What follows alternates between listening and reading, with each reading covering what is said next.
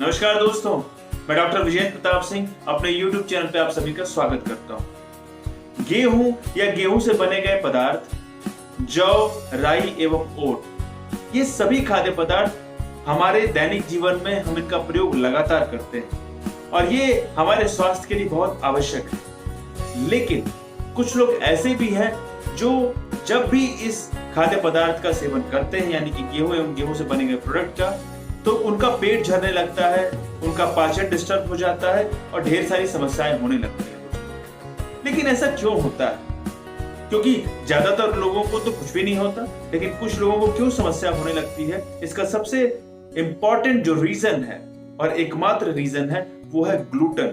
Gluten एक प्रकार का प्रोटीन होता है जो इन खाद्य पदार्थों में पाया जाता है, यानी कि गेहूं एवं गेहूं से बने गए खाद्य पदार्थों में। दोस्तों, ग्लूटन के अंदर एक टॉक्सिक कंपोनेंट होता है जिसको ग्लियाडिन कहा जाता है, और जब भी हम कोई ऐसा खाद्य पदार्थ खाते हैं जिनमें ये तत्व होते हैं, तो हमारा जो प्रतिरोधक क्षमता होती है, यानी कि इम्यून सिस्टम होता है, वो ग्लियाडिन के अगेंस्ट में एंटीबॉडी का फॉर्मेशन शुरू कर देता है बनाना, और ये एंटीबॉडी उस ग्लियाडिन से जाकर के लड़ते हैं।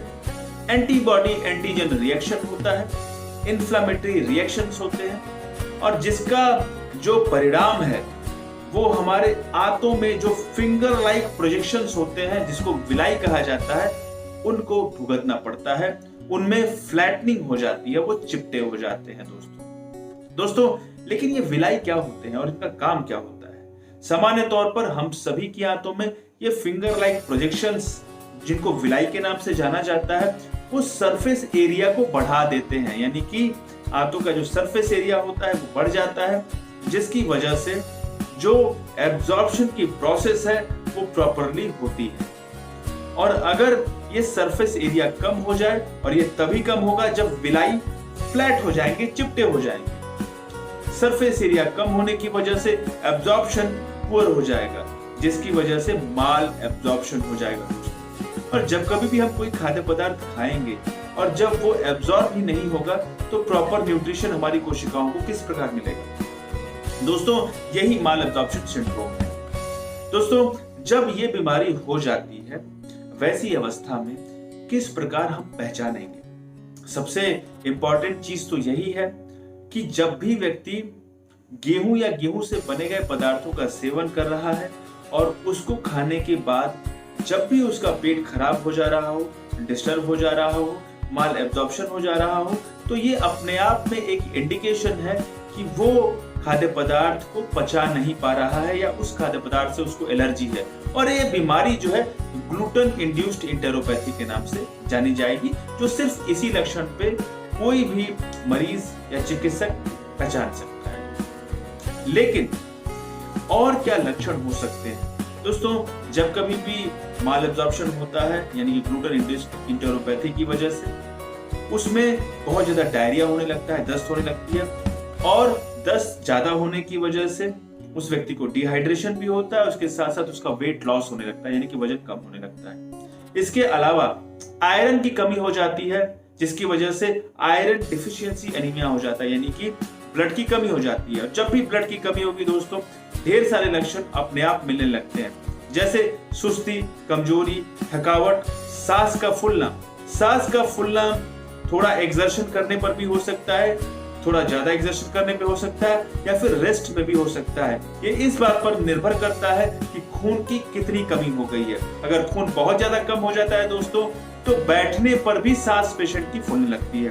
इसके अलावा अगर एनीमिया हो जाए, उसकी वजह से मुंह में बार बार छाले भी बनने लगते हैं, जिसको रिकरेंट एब्सेस फॉर्मेशन कहते हैं। इसके अलावा मुंह के अंदर इन्फ्लेमेशन हो जाता है, जिसको स्टोमेटाइटिस के नाम से जाना जाता है। दोस्तों, स्टोमेटाइटिस के साथ साथ जो जीभ है उसमें भी सूजन हो जाती है, इन्फ्लेमेशन हो जाता है, जिसको हम ग्लोसाइटिस के नाम से जानते हैं। इतने सारे लक्षण एनीमिया की वजह से दोस्तों मिलने लगते हैं। इसके अलावा अगर नेल की बात करें तो नेल में चेंजेस हो जाते हैं, क्लबिंग ऑफ द नेल हो जाता है, यानी कि जो नेल होते हैं वो राउंड हो जाते हैं। इसके अलावा स्पून शेपेड नेल भी उस पेशेंट को देखने में मिलते हैं। तो इतने सारे लक्षण इस पेशेंट में हम देख सकते हैं। इसके अलावा अगर ये लक्षण मिल गए तो हम क्या बचाव कर सकते हैं, कौन कौन सी होम्योपैथिक औषधियों का चुनाव कर सकते हैं जो इस रोग को ठीक कर सके। दोस्तों सबसे पहले तो बचाव की बात करूंगा। इसके बचाव के लिए हमें उन सभी खाद्य पदार्थों का जिसमें ग्लूटेन होता है, यानी कि गेहूं में ग्लूटेन होता है, गेहूं से बने गए खाद्य पदार्थों में ग्लूटेन होता है, जौ, राई एवं ओट में भी ग्लूटेन होता है, उनको अवॉइड करना होगा, उनको नहीं खाना चाहिए, उनका सेवन बंद कर देना चाहिए। उसके साथ साथ जो भी व्यक्ति बियर पीते हैं, बियर में भी कुछ ऐसे खाद्य पदार्थ होते हैं जिसमें, यानी कि जो बियर बनाया जाता है उसमें कुछ ऐसे खाद्य पदार्थों का प्रयोग किया जाता है जिसमें ग्लूटेन प्रचुर मात्रा में मिलता है।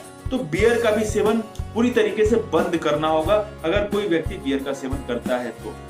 अब बात करते हैं होम्योपैथिक औषधियों की। दोस्तों अगर होम्योपैथिक औषधियों की बात करें तो सबसे इंपॉर्टेंट और सबसे इफेक्टिव जो मेडिसिन है वो है एविना सटाइवा। आप इस चित्र में देख सकते हैं दोस्तों, एविना सटाइवा को हमें मदर टिंचर के रूप में प्रयोग करना है। इसे हमें 15 बूंद सुबह, 15 बूंद शाम, 15 बूंद रात, 3 बार रोज 1 घूंट गुनगुने पानी के साथ लेना है दोस्तों। उसके अलावा एक ऐसे सिरप की बात करूंगा जो कि होम्योपैथिक सिरप है और उस सिरप का नाम है ऑटमिन एम टॉनिक। दोस्तों ऑटमिन एम टॉनिक भी एविना सटाइवा से ही मिलकर के बना है और इसीलिए इस रोग में बहुत ही इफेक्टिव है। न सिर्फ ये जो आंतों की सेंसिटिविटी बढ़ गई है ग्लूटेन के प्रति, यानी गेहूं के प्रति या गेहूं से बने गए पदार्थों के प्रति, उसको कम करता है, अपितु इसके साथ साथ ये हमारे इम्यून सिस्टम को भी मजबूत बनाता है, उसकी एक्टिविटी को कोऑर्डिनेटेड करता है, उसके साथ साथ ये जनरल वीकनेस को भी कम करता है, मेंटल हेल्थ को भी इंप्रूव करता है, फिजिकल हेल्थ को भी इंप्रूव करता है। दोस्तों अगर इन दवाओं का सेवन हम कुछ महीने कर लें तो निश्चित तौर पर ग्लूटेन इंड्यूस्ड एंटेरोपैथी से हम मुक्त हो सकते हैं, ठीक हो सकते हैं। शुरुआत में पूरी तरीके से हमें परहेज करना होगा उन सभी खाद्य पदार्थों का जिसमें ग्लूटेन होता है, यानी कि गेहूं एवं गेहूं से बने गए खाद्य पदार्थों का। उसके कुछ समय बाद, यानी कि 1.5-2 महीना उसे परहेज करने के बाद धीरे धीरे हम उसे अपने डाइट में शामिल कर सकते हैं, कि थोड़ी थोड़ी मात्रा हम अपने डाइट में शामिल करते चले जाएंगे और इन दवाइयों का सेवन कंटिन्यू रहेगा। कुछ समय के सेवन के बाद हम पाएंगे कि हम वो भोजन जो नहीं पचा पा रहे थे और इन दवाइयों के इस्तेमाल के बाद हम वो सारे भोजन पचा पाएंगे जिसको पचाने में हमें दिक्कत हो रही थी। दोस्तों तो इस प्रकार होम्योपैथिक औषधियों के इस्तेमाल से ग्लूटेन इंड्यूस्ड एंटेरोपैथी को ठीक किया जा सकता है। दोस्तों ये वीडियो आपको कैसा लगा कमेंट सेक्शन में जाकर के जरूर लिखें और मेरे चैनल को सब्सक्राइब करना ना भूलें। दोस्तों बेल आइकॉन को भी जरूर दबा दीजिए क्योंकि मेरे वीडियो के नोटिफिकेशन तभी आपको सबसे पहले मिलेंगे। धन्यवाद। जय हिंद, जय भारत।